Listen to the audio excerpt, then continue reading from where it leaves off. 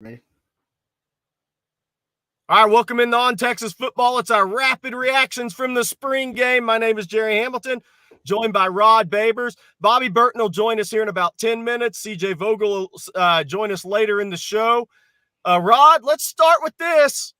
Your takeaways. I'm not asking about number 16 yet. Oh, what are your takeaways in general? Oh man, so many. First of all, it was a hell of a competitive spring game. Yes. Jerry, when was the last time we saw a spring game competitive like that come down to a Hail Mary at the end?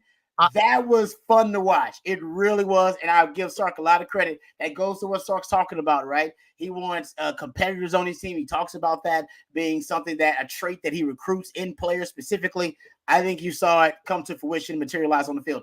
Obviously, the biggest, I think, headline is the quarterbacks. Oh, yeah. I will say this. We knew Arch was going to be pretty damn good. We didn't know he was going to be that good, though. No. I mean, 19 hey, Rod, you started multiple years at Texas. You were drafted, and you played in the league at corner. What did you see from Arch today that was so impressive? But other than the stats, which our producer Matt will put up. There you go, 19 of 25, 355, 3 touchdowns, the interception on the Hail Mary at the end. Rod, I thought every pass was catchable. The touchdown Isaiah Bond dropped, I thought was the best pass of the day. It was nice. It was really impressive. What did you see at NFL corner? So many things. His efficiency, number one, right? Efficiency. He's so efficient. When you're talking about his movements in the pocket, when you're talking about getting the ball out on time, with the rhythm and the timing of the offense, his anticipatory ability, to kind of the anticipatory throws.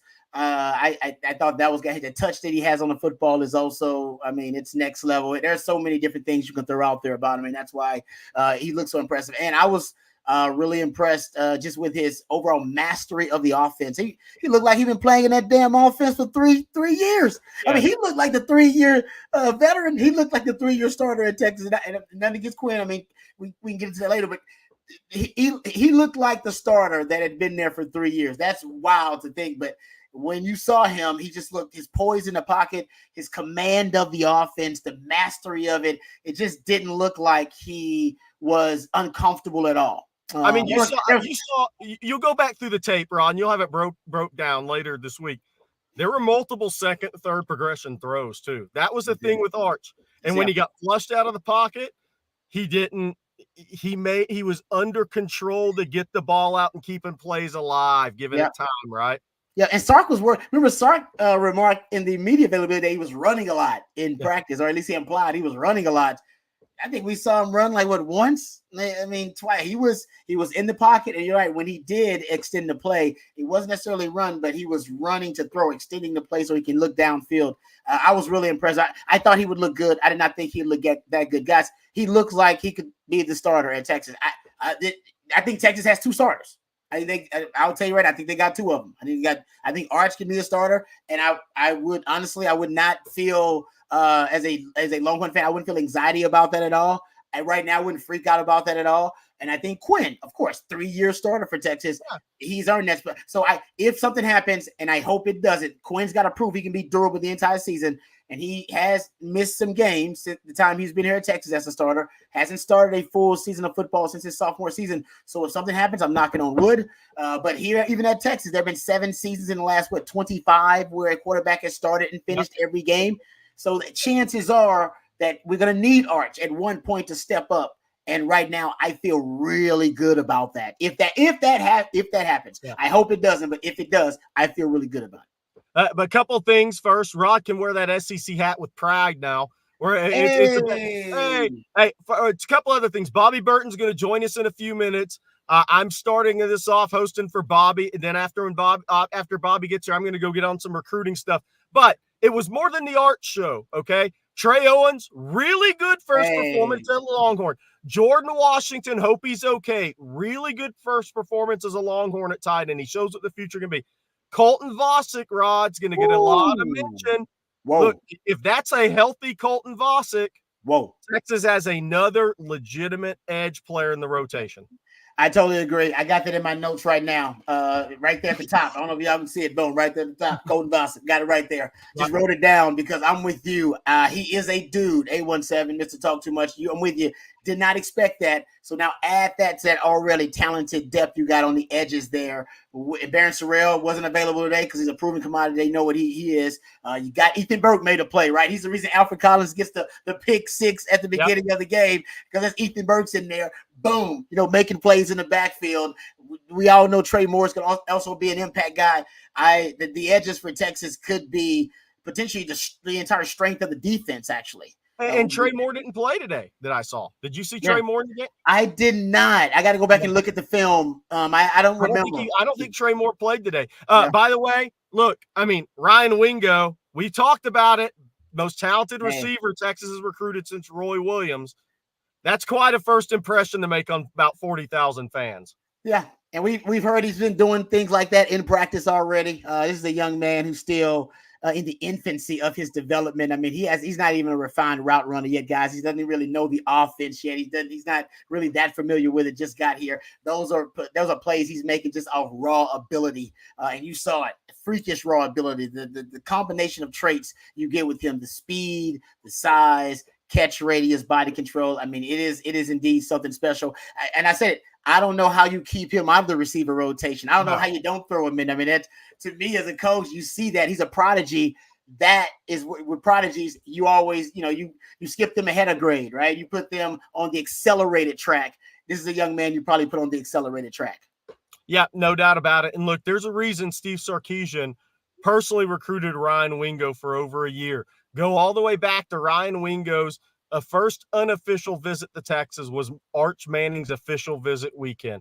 He got Arch into that recruitment as part of that recruitment, absolutely part of that recruitment. But there's a reason. Through a coaching change, Sark personally recruited Ryan Wingo. He saw a different level receiver in Ryan Wingo. Texas doesn't go to Missouri very much to get wide receivers, okay? Just count how many in the history. That's how good Sark thinks Ryan Wingo was as a high school prospect. And now you're seeing it right now. Rod, look, there's some of the transfer receivers. By the way, I thought Savea showed well on the D line today. I thought Savea showed up on the D line. Look, Isaiah Bond had a couple of drops early. He redeemed himself in the second half of the game, right? There's a lot of expectations there. Here's the thing about the receivers, and I'm going to continue to harp on this.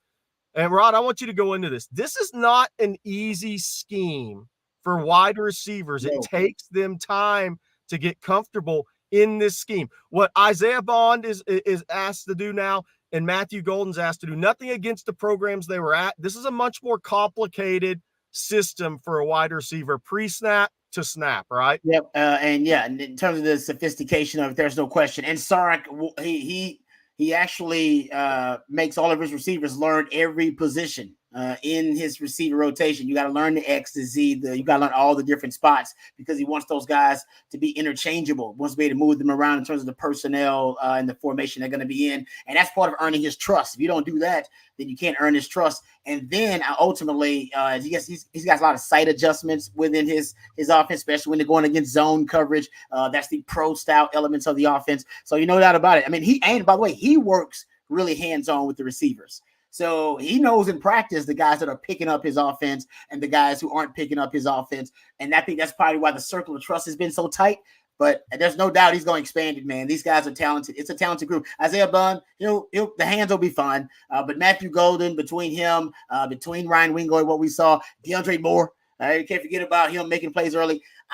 I don't see how you have a tight rotation this season at wide receiver. I think you're going to see him expanded to 5 guys potentially. And Silas Bolden ain't even on campus yet. Right. And by the way, some people are mentioning Alex January. He flashed today. Look good. January's got a bright future in front of him. Yes, Colin Simmons is going to be a problem off the edge, right? Rod, I want to talk to you about this, though. And I want to reset this on Texas football live spring game reactions. I'm Jerry Hamilton. This is Rod Babers. When Bobby Burton gets here in a few minutes, I'm going to pass it off to him, and I'm going to go chase some recruiting news if there is any behind. I think Riley Pettijohn, Texas fans, I think Texas is in a pretty good spot for Riley Pettijohn and Kelshawn Johnson right now. So good group of kids on campus. Rod, thoughts on the secondary? Because, look, some youth at safety showed up, right? But what were your general thoughts? I think the freshman corners, they're really challenged today. Kobe Black especially. What were your thoughts on the secondary? I'm a little concerned about the secondary overall in the coverage in the pass defense. I mean, last season we know it was a liability. Gave up a lot of deep plays later on in the season, and it seems like they picked up right where they left out, right against Oklahoma State, against Washington. Gave up a lot of deep vertical routes down the field. Same thing today. Gave up a lot of deep passes down the field. So I think the secondary is going to be a work in progress. My assumption was it was going to be a strength this year. I got to admit, from what I saw in the spring game, I'm not sure about that. I think some certain guys, I think Malik Muhammad, I think Derek Williams, I think certain guys in his secondary could be standouts. But as a group, as a unit, I'm still a little concerned. I mean, early on, coverage bust with Terrence Brooks on that early touchdown to DeAndre Moore. That was that should have been something that was easy. I mean, that's a switch release. They're playing cover 3. I mean, that's something a veteran corner, that's bad eyes. He's staring at one guy and not seeing the total picture. So yeah, secondary needs some work. I'll admit. So I'm not right now. I'll admit I was off in my prediction. That would be a strength. That is not a strength right now for Texas. Something they got to work on. No question. Yeah, and I still think I'll say this. I remain the same. I think safety is going to be the most improved position on the team. Maybe edge is an argument, but I think that also is because safety was questionable last year, and I do think Derek Williams is going to be a really good player. Year 2, Makuba is going to be quality player there. Yep. See how the depth fills in. I mean, Phil Sami is a very talented player. Looked like a freshman a couple times today, right? I mean, that's going to happen, especially when you're recruiting this level of offensive talent and you have quarterbacks this level. I mean, look. Arch is going to get a lot of the headlines. Again, people are asking where I'm at. This is hilarious. We have 2,200 people watching right now. We'll be over 3,000 too. I'm in the Manor garage on level 4. Don't come knocking on the windows. I'm not telling you what far I'm in. But I'm here. I'm pinch hitting for Bobby. He ran to where he's staying to get on the computer to do the post game. Bobby was in there with his horns up for the last 2 hours. So he was enjoying, as Rod said, the spring game. And what, Rod, to me made this spring game, before we get into more players, more positions, different. This looks like 3 straight top 5 recruiting classes in a really good quarterback room and a number of skill players that Texas has. And you can always, in games like this, you're always going to have, well, Isaiah Bond didn't have his best day. Well, okay.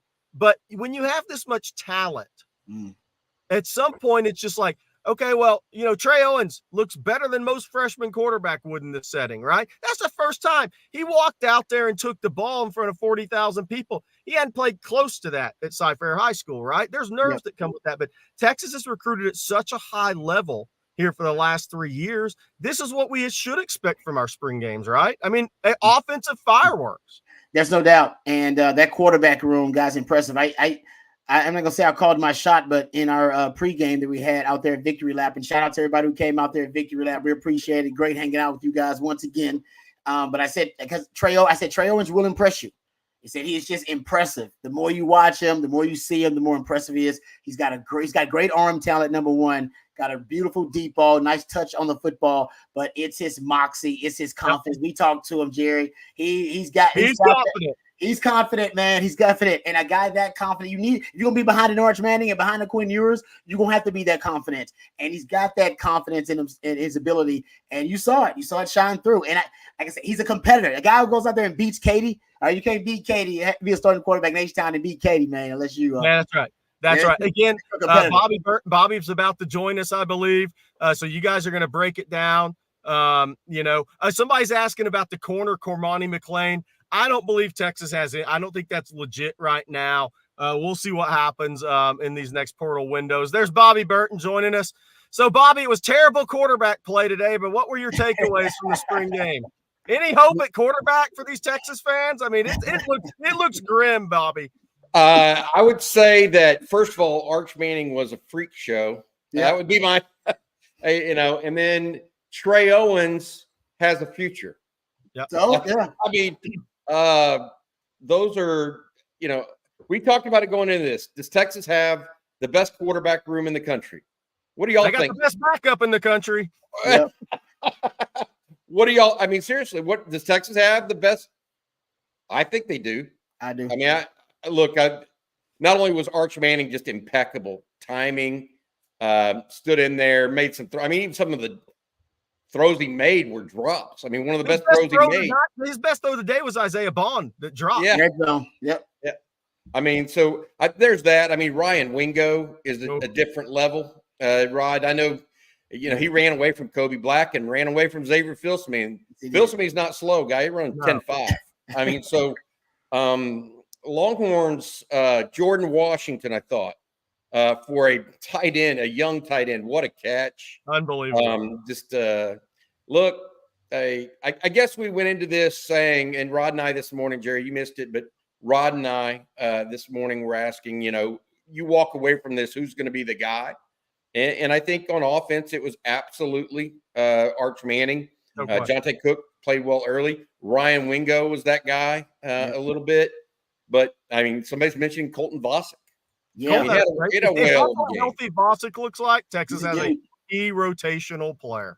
Yep. A couple of news notes. So Vernon Broughton, I believe, and I want to say this now, the reason he did not play today is because we believe he is getting married today. Hey. So, can I just get my one-liner out of the way? He's not married to the game because there's a lot of weekends to tie the knot. And I don't think that went over well in the old Moncrief new house. I'll say that. that happened. Trey Moore did not play much. No. Trey Moore did not play much, if at all. I thought that they held him out on purpose. Colin Simmons got a lot of reps. Colton Vasek, I thought, played real well. Ty Anthony Smith, I thought, showed some late. Tia Savea. Savea looked good, Bobby. Savea looked good. He's going to help. Yeah, he's active, Jerry. Real and Rod. Really, really active on the interior.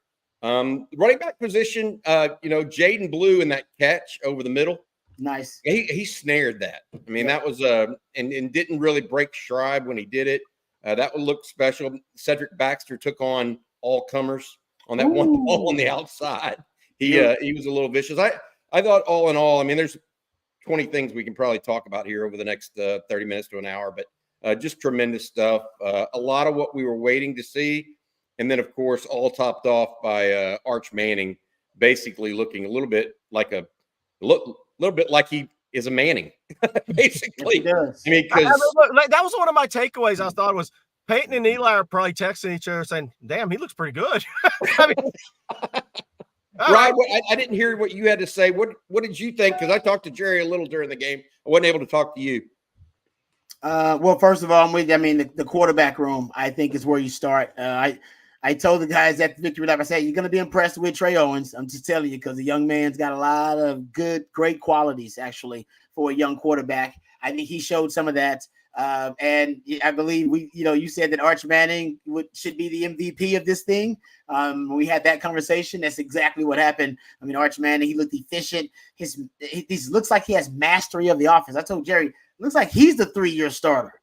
Looks like he's the guy that's been in Sark's offense for 3 years. He just looked that comfortable within the offense. And the timing, the anticipatory ability for him to deliver the ball with accuracy, but also on time. He's just, he seems to have poise in the pocket, the efficiency in his game, whether it be in his movement in the pocket or whether it be him delivering the football on time. It's just very, very little wasted movement in his game, very little wasted mechanics overall with him. He's just so efficient. And he's a Manning, of course, machine-like in his efficiency, which you get in a Manning.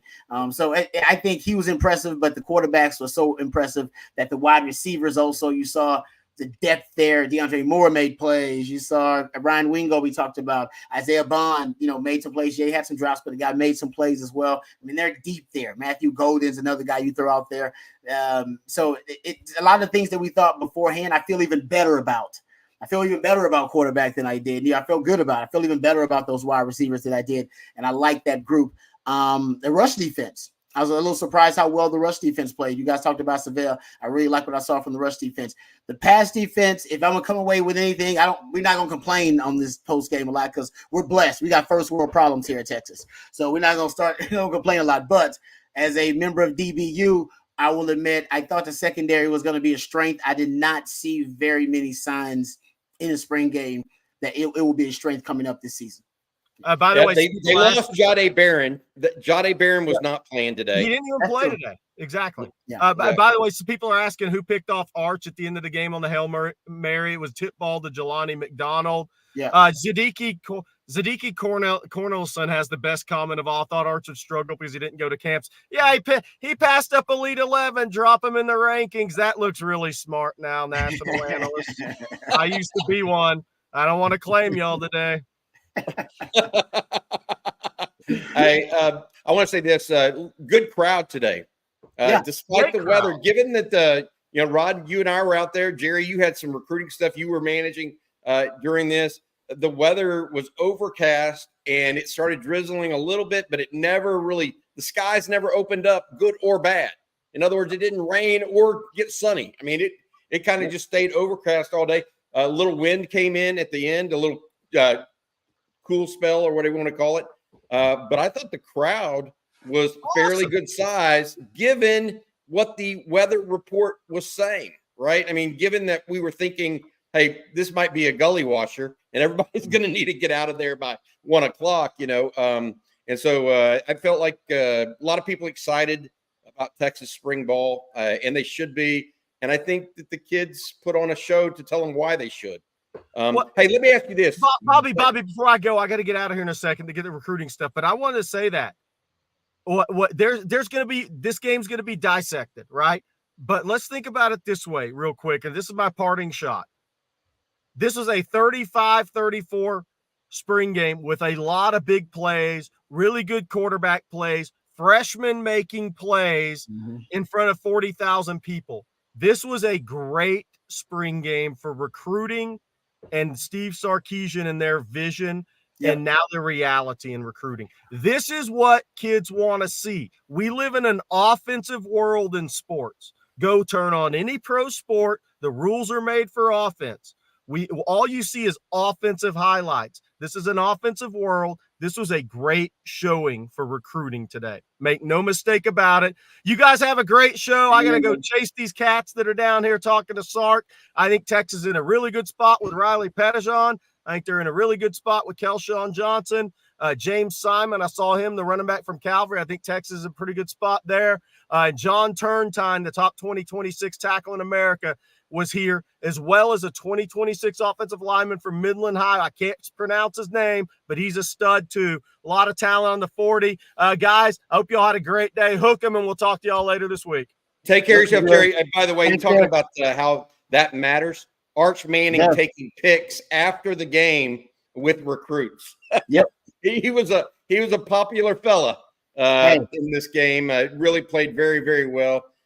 Rod, I knew you were going to be a little upset with the pass defense. I knew it. I watched a little bit. It looked like they lacked cohesiveness a little bit back there. And the rotation was a little heavy. Jelani McDonald got hit on a two-way go from Kai Woods on a run play, so he didn't fill the lane well. Who was it? Xavier Filsaime got beat on a long touchdown pass. There were a couple of different things back there. I will say this. I tried to pay attention to the safeties against Manning a little bit. And there were times when Andrew Makuba was back there. He's going to be, and you can't see that. I was watching the whole field. So he's going to be a guy. I think he's going to step it up a little bit. There were times they were playing Williams and Makuba together. And I thought that was a good looking duo on the back end. Jalen Gilbo did not have a lot of big plays, but I mean, dude, I'm telling you, Arch was dialing it up. And you cannot play zone against that dude now. He had two-way go on the left side, saw a zone, and it was out before. As soon as that tight end turned his hips, the ball was on him. Yeah, I mean, he was. If you dial that up in college, it's just that's really, really difficult to defend. I mean, I don't know how else to say that because. If Texas can get guys going, Isaiah Bond did not have. I'll ask you this on Isaiah Bond, Rod. 0 catches in the first half. Yeah. Sark knowingly comes back and throws a little bubble screen to him to start the second half. And then he made a contested catch. And then he catches the bomb. You know what I mean by that? Yeah, get him going. It's almost like Sark knew he had a little bit of the yips right there. Needed a positive play. Yeah, we've seen Sark. Sark used to do that with X-Men though. And X-Men have like a bad stretch or start up a bad game. Sark like, no. I know I got to get you going. I'll force feed you. I give you a little easy one to get you going, get you in the groove, and then let your confidence take over from there. And Sark knows him as a player. That may be how he is. Maybe he's a streaky kind of player. Once he gets going, then things start rolling for him. I thought it was, in terms of the wide receivers, though, I think that goes with, we talked about the speed of this group and how they're a twitchy, explosive group of receivers. We know X-Man and A.D. Mitchell, they have their own elite speed and height and obviously world-class speed in their own respect. But this time, overall, it seems like with DeAndre Moore and Matthew Golden and Ryan Wingo, and Isaiah Bond too, thrown in the mix there, and Jonte Cook, by the way. Jonte Cook, I thought, played pretty well. And with all those guys, it seems like they're going to be able to manufacture a lot of big plays, a lot of explosive plays down the field. And I do wonder, because it seems like Arch has a better natural deep ball, and so does Trey Owens, maybe even than Quinn. With Quinn out there, they'll still be able to manufacture some of those big explosive plays down the field rather than get them with yak yards, because it seems like that's what Sark wants to do. I mean, that's what they did in this game. It was some nice yak yardage plays downfield. So we'll see. I mean, I think it'll be interesting, but either way, Texas has first world problems, like I said, at every position except I would say the secondary. And I think they can work the secondary out. Hopefully the edge pressure that they're going to be able to create is going to be able to nullify some of the issues they're going to have potentially in the secondary. It looked like a clean game too, from a safety perspective and health perspective. Jordan Washington limped off the field, but he was still under his own control. You don't think that's a knee. That looked more like an ankle. And on the replay, he didn't reflex his knee. So that's one thing. Yeah. All in all, I mean, once the receivers started catching the ball, it was on. It was on. Yeah, man. Yeah. I completely agree, because Arch was dialing it up. I feel a little bad for Quinn that he didn't give it 2 series. Clearly, they weren't ready to go a little bit. There was some discombobulation there. There was a missed block, I think, on that interception. But look, Texas has to be better at the start. Quinn has had plenty of all season. I'm not trying to start a quarterback controversy here, because I know. No. Yeah. Look, the media at large is going to do enough of that for us. And I will say that, given what we saw from Arch Manning, there's going to be talk about it because he just killed it. But I want y'all to harken back to one thing. Where was this last year? Everybody thought Arch looked bad in the spring game, and Malik Murphy looked great, right? I mean, did they not? Yep. And so the spring game is a spring game for a reason. At the same time, I just felt like Arch Manning really just absolutely shined. Let's talk a little bit about those receivers. It was interesting because Ryan Wingo, for me, was the standout. And it was also clear that he wasn't running with the ones ever, by the way. Okay. So he was never with the ones. He's always with the 2s or 3s. Yet, it was clear Trey Owens, when he knew he needed something, he already had decided pre-snap where he's going to football. And you, as well as I know, Rod, that kind of thing happens because he's seen it happen in a good way for him in practice before. Yep. And so what we saw, I think, a little bit was a continuation probably of what we've been talking about in practice with Ryan Wingo. Yeah, and he's winning, like I said, he's winning these battles with a lot of just raw skill and ability. He doesn't know the offense that well. He can't. He just got here. And he is not necessarily a refined route runner yet either. We know that's something that he's working on as a young player. The sky's the limit for this young man. I mean, he's got tremendous ability. Like I said, he's got elite traits at wide receiver. We're talking about the speed or the catch. You saw the catch radius early on. Go snatch a football out of the air. That's what that's what a veteran receiver does, to snatch the football out of the air like he did with his hands. So he's one of those guys. I think him and Arch Manning, I mean, that's a bright future in your passing game right there. Look at Arch, celebrity quarterback, man. he's getting asked for all kinds of photos and videos. getting mobbed out there, man. Look at him, celebrity quarterback. It's you know what? He deserves it. He deserves it. It's a real deal, man. He's legit. He is that young man is the real deal. The future's bright. Yeah, he's got to be excited about today. He's got to be excited about today. Longhorn fans need to be excited about the future at quarterback. Yeah, man. Because I'm here to tell you, those guys look good. I was really impressed by Arch. I was really impressed by Trey Owens. If you didn't think Trey Owens had a strong arm, so of the three quarterbacks right now, Arch Manning doesn't have the strongest arm. Quinn Ewers doesn't have the strongest arm. It's Trey Owens. Telling you. Young freshman out of Houston, Cypress area, really looked good. I thought he looked good under pressure. Thought he got the ball out relatively quick for a young guy, Rod, and it's very intriguing. Hey, let's listen to Steve Sarkeesian right now. His very first comments in the press conference today. I want to give a shout out to our fans. What an awesome turnout.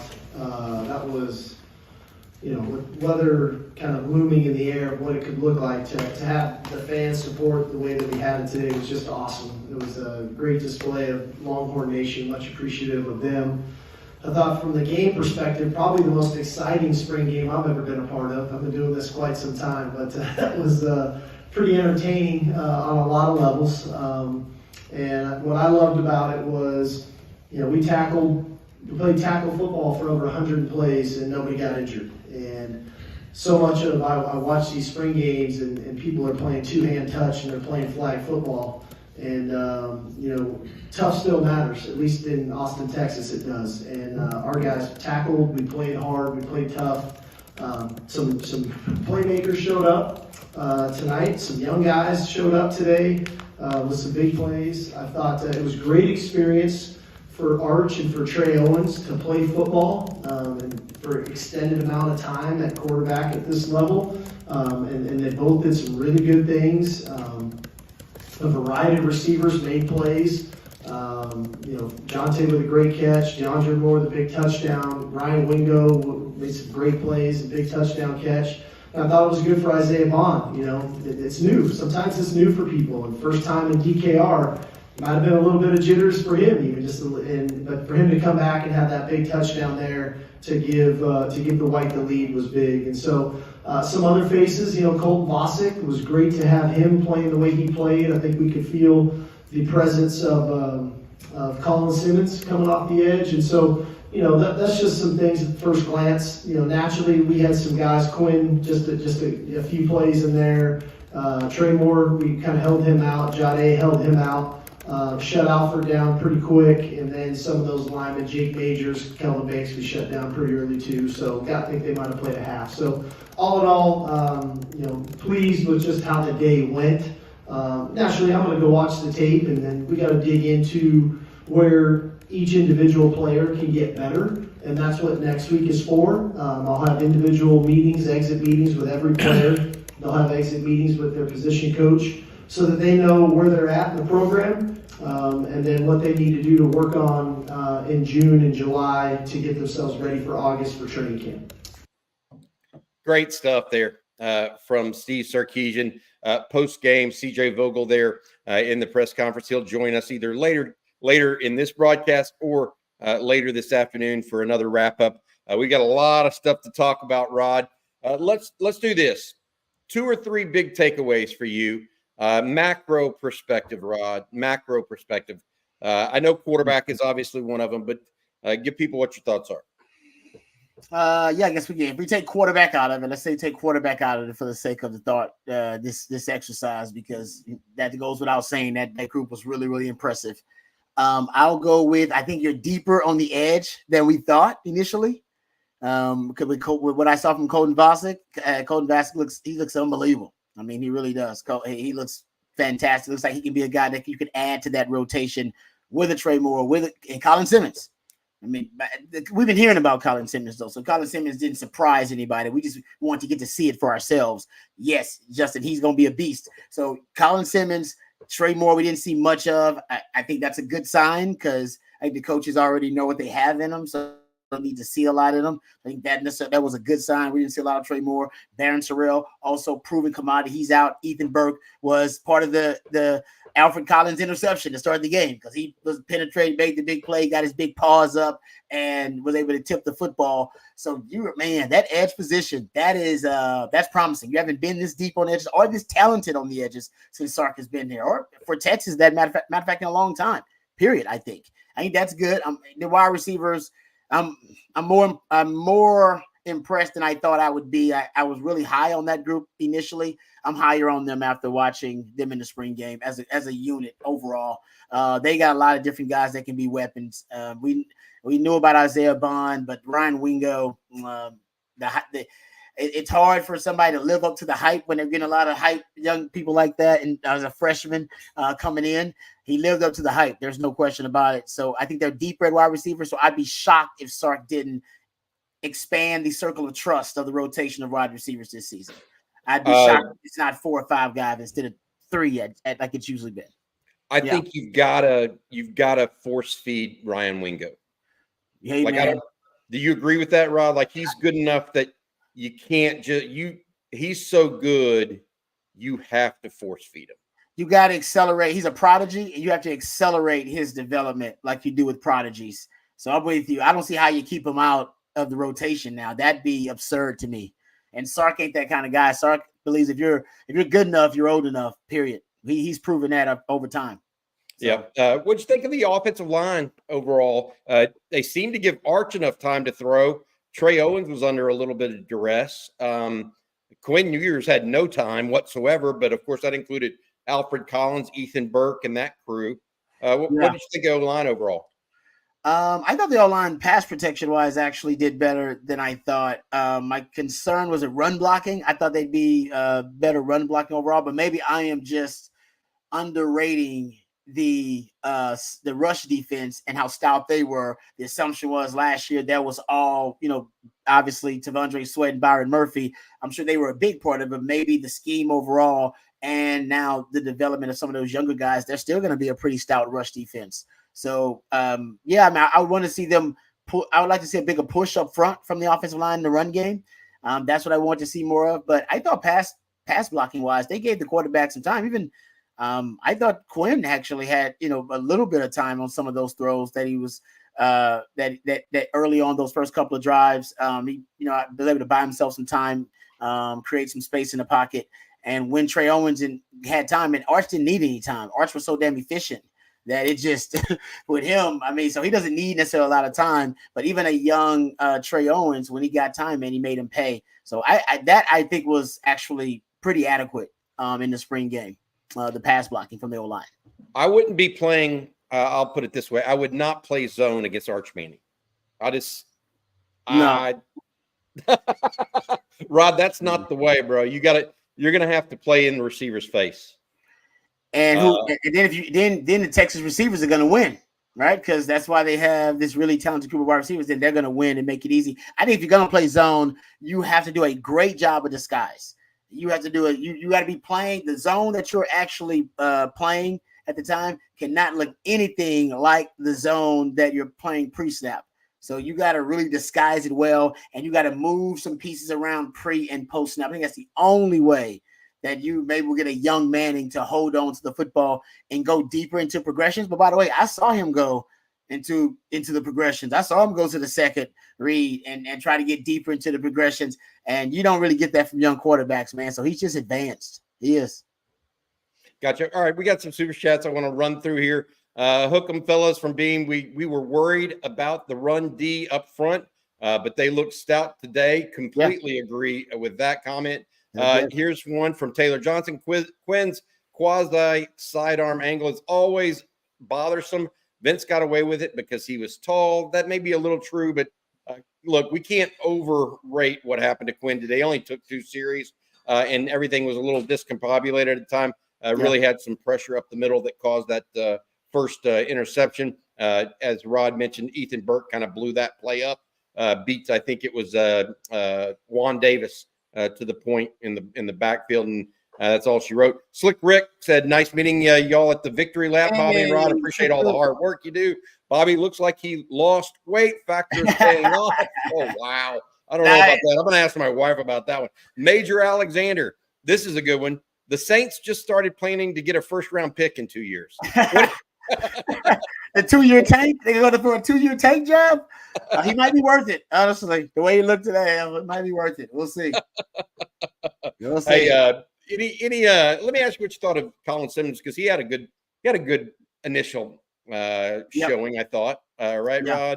Rod? Looked very quick. I mean, he's definitely the quickest of the defensive ends, even though he's the youngest. I mean, he's just he's got a little bit, you can call it ball get off, but it's closing speed too, right? It's like that. Yeah. It's like he looks just a little. He's a little different. I thought Zena Umeozulu looked good too. What did you think of Colin Simmons though? Yeah, I mean, Colin Simmons you can tell the speed off the edge for him. His first step is elite. And that's why, that BGO, but also his natural bend coming around the edge. He's a guy that's also another guy you got to accelerate his development, I think. I think you've got some prodigies now on this roster. You have to put them on an accelerated path. Their rate of development is going to be pretty quick. And by mid-season, kind of how Derek Williams was like this last season for you. Manny Muhammad got to be that point late. When you get these young guys who are essentially prodigies, you want to accelerate that development, and he's one of those guys that I think by mid-season he should be in your rotation for your defensive ends. I mean, pretty heavy in the rotation with those guys. So the edges right now. I mean, I probably any position that I'm more excited about than any other would probably right now be the edge position. We just haven't seen it. We've seen really talented wide receivers at Texas. I mean, Sark, that group you just had last year, you're going to have a first and a second round pick, potentially 2 first-round picks. We haven't seen the edges this deep and talented in a long time. It's been a while. I think Colton and Trey Moore didn't even play, as Sark just said. Yeah. And so that you add Colton Vosick, really that may have been the revelation. Remember how we were talking about under the radar guys to watch for? Yes, him. Colton Vosick's name did not come up this morning, Rod. It didn't. It does now, though, doesn't it? I mean, yeah. His name might come up a little bit. He had a good game as well. Did. He looks like a difference maker. He's like a guy that can be a difference maker for you in the interior. And I said that's our first look at him. But he's, I believe your word was active. He stands out. You can tell what in the run game and also as a pass rusher too. I thought he did pretty well. So I'm a fan of him. And in the interior D line, I thought a young Alex January flashed. I like some of what I saw from him, man. He flashed too, and talking about guys from the interior D line.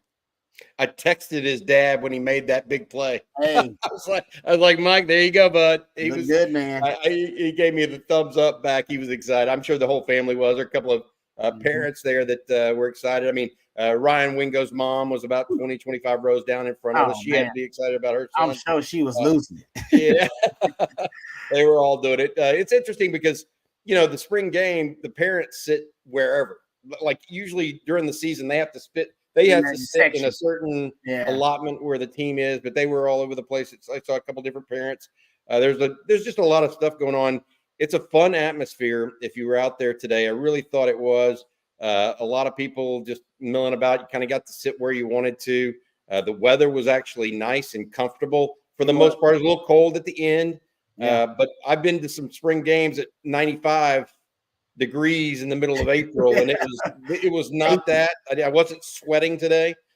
So all in all, I thought it was a successful spring game. Steve Sarkeesian, by the way, in his post-game press conference, called it a successful spring, and also said, Rod, that they don't, they wanted it to be competitive today. Wow. They wanted it to be a tackle game, not a two below.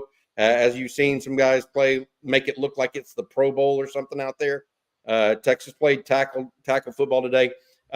You like the direction of the program. We talked like we have all off season, but really this is the first time we got to see the whole thing. So where do you feel about that? It is the most competitive spring game that I've ever seen. Even the ones that I took part in, they weren't that competitive. That But I think it goes to show you, we talking about building up this roster, right, from top to bottom. Sark upgrading the roster, churning out the bottom of the roster. Talent acquisition cycle after talent acquisition cycle. When you're talking about the portal or recruiting or whatever, and the guys that are leaving now, like I said, it all makes sense. You got two guys who are hitting the transfer portal. The trickle of attrition that Texas is dealing with, right? Everybody's going to deal with it. Two guys at the edge position. Look at that edge position now. You're like, okay, yeah, I get it. And Billy Walden is a talented guy, and so is Jamon Tapp. But where's your path to play? Because right now they're deep there. On the offensive line, this is as deep as we've seen. Sark said they can go four teams deep potentially on the O-line. That's how deep they are on an offensive line. When he first got here, they didn't even have enough scholarship offensive linemen to have a spring game.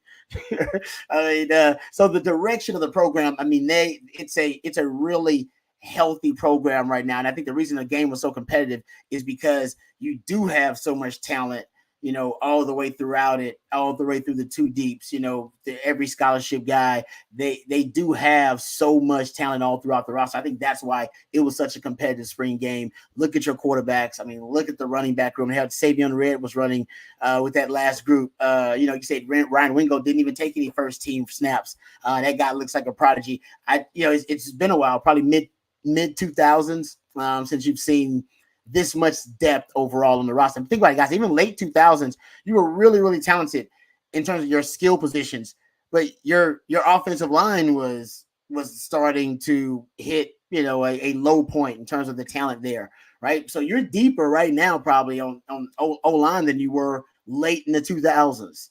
But so that's why I said, that's why I think it's probably the deepest the roster has been since mid to early 2000s, when they were really, really deep at all positions. There were very few holes, if any, on the roster. Rod, I want to come back and ask you specifically about the tight ends. Okay, yeah. So do me a favor and be thinking about the Amari Niblack, Gunnar Helm, Jordan Washington, Spencer Shannon, Will Randall, those guys, Juan Davis as well. But first, I want to say thank you to our sponsor, Adam Lowy, the Lowy Law Firm. If you've been injured in a car wreck, truck wreck, automobile accident, or even an ATV injury, and think you might be due compensation, give Adam and his team a shout. LowyLawFirm.com, 20-plus years experience in and around the state of Texas. Also, thank you to Mark Saunders, a local real estate agent here in Austin and Round Rock area, 512-218-8571. You're in good hands with Allstate. Mark Saunders, a Texas alum. He was out there Wednesday, by the way, at the get together at the Posse East. He sent me a text today as well during the game. Happy that he's been able to be with us. And then also Joe Brown, a veteran mortgage professional, 512-663-4744. Joe has got 35 plus years experience in mortgage broker in and around the city of Austin and the state of Texas. Just a tremendous guy to know. 512-663-4744. All right, Rod, tight ends, Gunnar Helm and Juan Davis started with the ones, but I'll tell you what, Amari Niblack kind of inched in there and started getting a little time at the end of in the third quarter, fourth quarter, made a nice play on a screen. Manning hit him not on a nice tight turnaround. He made some extra yards. I don't know that they unleashed Amari Niblack on Saturday afternoon. Yeah, but I think you got a taste of what he can be. Yeah. No, and he's there are times when he was lined up outside when they had him split out where he looks like a wide receiver. He's got that frame, just kind of looks like a slender, tall wide receiver. And when you see him, in his takeoff, he actually looks fast, like a guy that can be a vertical threat for you down the field. Hey, thank you, UT boy. Hey, Jonte Cook looked good. He looked good, man. He looked good. He did. I know you was excited. I thought about you, UT boy, when Jonte Cook was out there making plays. But yeah, I do think Amari Niblack's going to be a weapon for them. And I would love to go back when I go and chart the game, see how often he was split out and how often he was in line. Because it seemed to me most time he was flex or he was split out. And so I think you may have got a little sneak peek of how they want to use him. Sark does that with all of his tight ends. But I think specifically with him, you could see most of his reps flex are either split out because essentially he presents even with the presentation of his frame and the threat because of his speed, he presents some of the same issues that a wide receiver would out there. And they put a linebacker on him or even the wrong safety on him, he can end up making some plays. But they like Juan Davis. I like Jordan Washington from what I saw. He looked like man, he looked good. He went out there and made a couple of plays. I liked what I saw of that young man. I know he had the issue at the end of the game, and then he had to limp off, ended up walking off. So I hope he's okay. But I like what I saw out of him. So tight end's a position I feel better about after the spring game. But I still would like to know how often Sark's gonna use that 12 personnel package, how often the tight ends are going to be on the field, especially since now how deep they are at wide receiver. You see how deep they are, guys. I think you could see them break out a 10 personnel package this year with 4 wide receivers on the field. But that would mean few. If any personnel grouping is going to take a hit, it would be 12, in my opinion. Hey, Rod, let me ask you this: how many 5 wides did you see today? Empty. They love the empty, baby. I was gonna. They went to it. Yep. With Arch in particular. Yep. On the regular. I will say this: what we didn't see, though, and to your point, you said it this morning. You doubt Steve Sarkeesian shows his hand much in a spring game. We didn't see much 21 personnel with 2 running backs on the board on the field at the same time. Almost exclusively 11 or 12 personnel for the Longhorn. So Sark held that card back, I think, a little bit, buddy.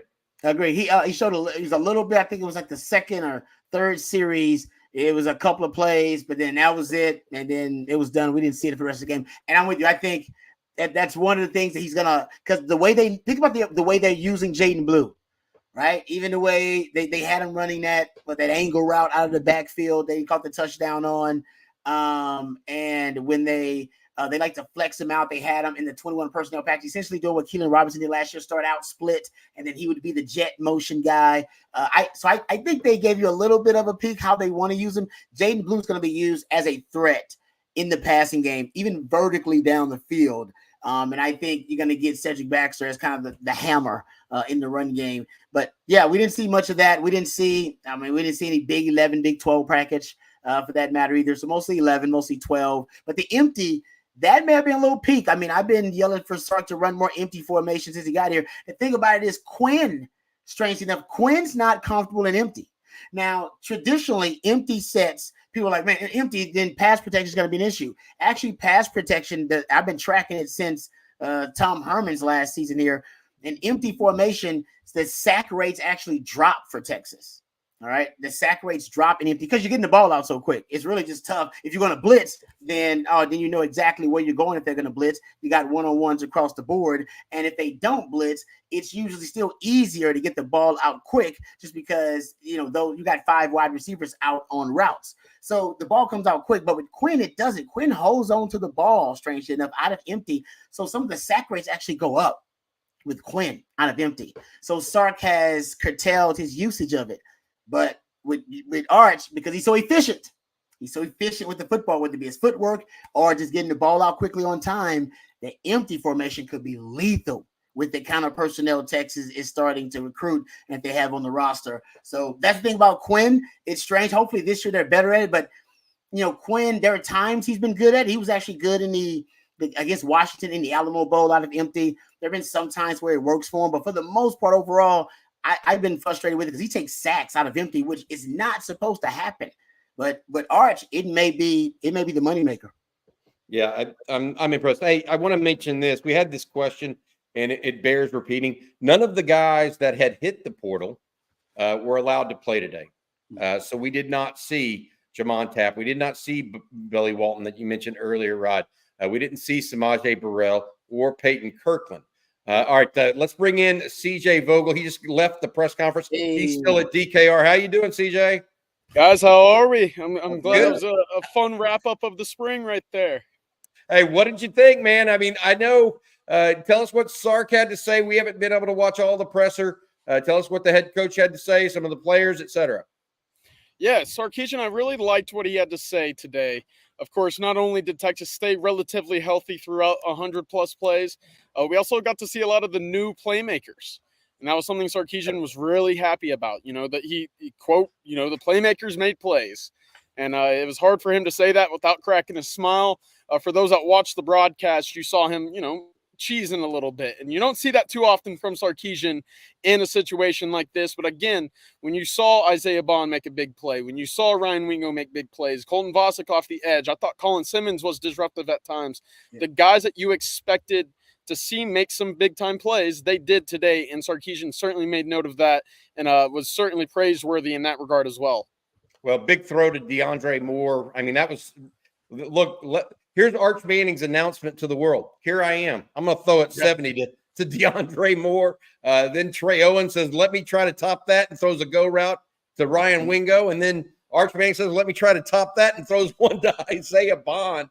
The playmakers were indeed out. Jaden Blue made a whale of a catch and run as well. I mean, in that and so to your point, CJ, the playmaker, and to Steve Sarkeesian's point, the playmakers were definitely out and about today in DKR. But man, what about the quarterbacks? Sark had to have a Cheshire Cat's grin talking about his backup quarterbacks right now. What did he have to say? Well, he was certainly pleased with the way that Arch Manning went about his business. Obviously, Trey Owens played very well as well. He shouted both of them out in his press conference. Coming into the week, he knew, and this was talked about with Quinn as well, he would only get about a series or two. Obviously, the quick interception in the first series then allowed Quinn to go for a second drive with the first team unit. But going into this, the plan all along was to get Arch Manning live team reps in a situation with fans in the crowd against a live defense. Of course, he wasn't hit. He was not technically a live player, but getting that extra reps, extra opportunities against a real defense was the entire plan this week and really this month leading up to the spring game for Sarkeesian and the Texas offense. Of course, Arch put on quite the show, Bobby. It was really fun to watch. You never really knew when he might be done. I thought he, after that third quarter, he was probably done for the day. But to see him, again, kind of get that situational football, really valuable for him in his development. Sark was very praiseworthy, again, for not only the offensive line, but the playmakers, the quarterbacks. He thought, in his words, it was a very successful spring. Said that his Texas program certainly got better today and throughout the spring. One interesting note, he did address it. He does not like where the defensive line is right now, depth-wise, and that's why we're certainly seeing a number of transfers on campus today. It didn't help that Vernon Broughton was at a wedding. Alfred Collins was on a pitch count early. That certainly he had a good idea or understanding of what Alfred brings to the table, getting these young guys extra opportunities there as well. But he definitely hit on it pretty hard. Texas is not happy with where they're at in the defensive line depth. Well, they could be by the end of the week, and yeah, they could be a little happier when that happens, based on what we're hearing. But we got to see what exactly happens with Jay Toya, the defensive lineman out of UCLA, and Bill Norton, defensive lineman out of Arizona, both on campus in Austin this weekend as potential grad transfers. Hey, it was good seeing guys like Bijan back. Marquise Goodwin lit up the fans a little bit. I thought he had a good comment to the fans today. Cameron Dicker was there dissing San Diego Mexican food. That was good compared to Austin Mexican food. I thought that was ripe. All in all, a good time. Hey, CJ, you posted this, and I'm going to agree with you. Maybe the defensive player of the game, Colton Vasek. What did Sark have anything to say about that, or any of the other players? Yeah, he circled Colton Vasek as a guy that stood out today. He actually mentioned that the last 2 weeks of spring football, he thought Colton was really coming along. And I think, Bobby, to that point, it was really just about getting him healthy, allowing him to play 100% without fear of a re-aggravation or tweaking something again, allowed him to kind of, pin his ears back a little bit and get after the quarterback. Because for those that watched Westlake when it was Ethan Burke and Colton Vasek, I mean, prayers for the opposing quarterback. But the two of them, really, really talented, great bend and length. Now you're really starting to see that athleticism for Vasek on display. And we certainly saw it today. He got the best of Andre Kojo and Jaden Chapman a couple times in the backfield very often. He also mentioned Parker Livingstone as a guy who might not have seen a lot of big plays today. I don't think he was, too involved in the offense despite being on the field throughout the day. Mentioned he is a guy that has made a number of plays so far this spring as well. So a lot of good tape that Sarkeesian said, yeah, we're able to go back, find the strengths, address the weaknesses, and move into the summer months. Today was a really good day for the Texas football program. It was a great day for Texas football program, CJ, but not necessarily a great day for the defensive backfield and for the secondary and pass defense. Did Sark have anything to say about the way the secondary performed? Yeah, he mentioned, of course, in the spring game, Bobby, and we've talked about it. Yeah, when something good happens, something bad has to happen. And when it's the same team playing the same team, well, you can only take so much away from that. But he did mention, some of those guys in the secondary. Of course, Jahdae Barron was not active today. Andrew Makuba, we know what he can do a little bit, not necessarily on a drive-by-drive basis there today for the Longhorns. Manny Muhammad was limited today on a pitch count. Yeah, of course, you'd like to get that cleaned up. But again, to Sarkeesian's point about the playmakers making plays, I mean, that's what you brought Ryan Wingo in for. That's what, you went out and you got Isaiah Bond for. These guys were able to get, the best of the cornerbacks at the time.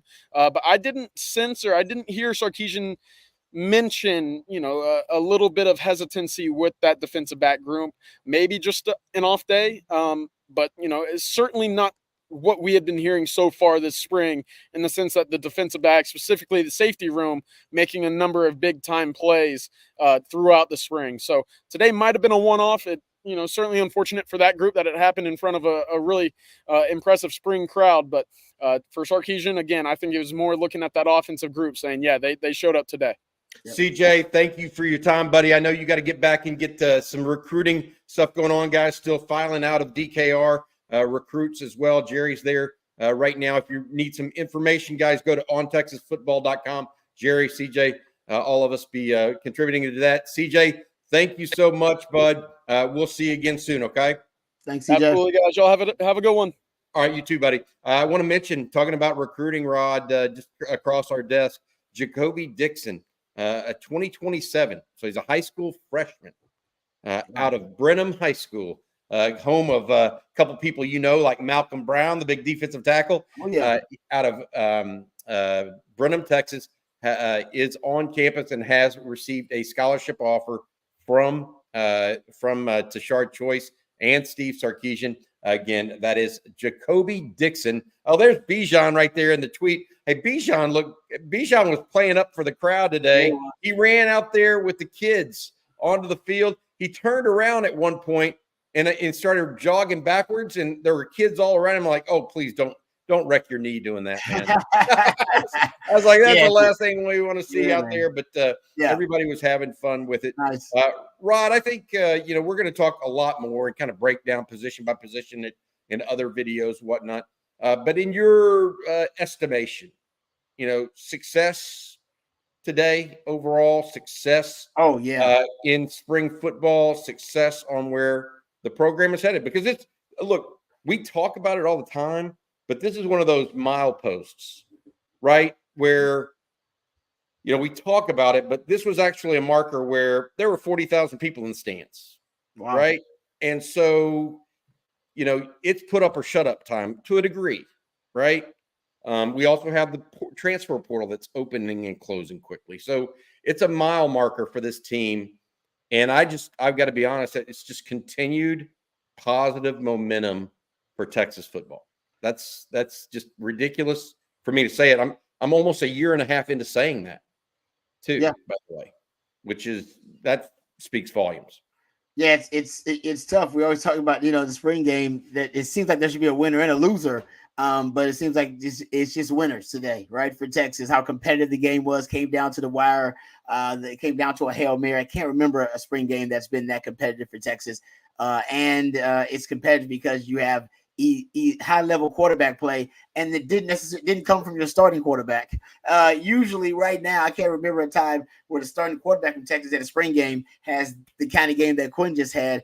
And yet there's not stress and anxiety, and there's not these and a very kind of down, morbid view of what's going to happen for Texas. No, Longhorn fans are optimistic because I think they know Quinn has earned the trust of Longhorn fans in big games and how he's played. So they trust, and nothing like having a 3-year starter at quarterback, but the future is really bright because Arch Manning, his ceiling could potentially higher than a Quinn Ewers ceiling. And that's a guy that played in the college football playoff, couple of plays, and playing for a national championship last season. So yeah, starting with the quarterbacks, man, the future is really bright for Texas, and they're going to score points. We know that.